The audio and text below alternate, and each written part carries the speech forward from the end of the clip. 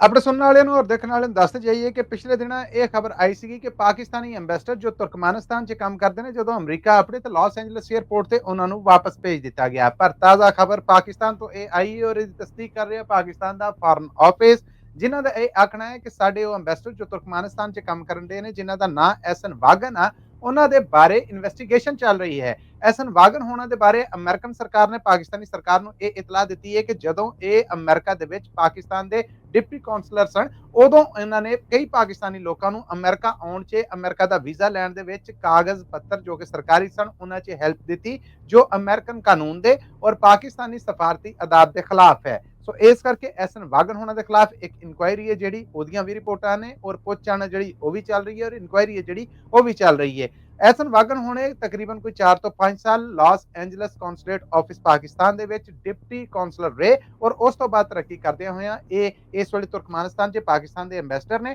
ਔਰ ਕਿਹਾ ਜਾ ਰਿਹਾ ਹੈ ਕਿ ਇਸੇ ਕਾਰਨ ਅਮਰੀਕਨ ਸਰਕਾਰ ਕੋਲ ਪ੍ਰੂਫ ਮੌਜੂਦ ਸਨ,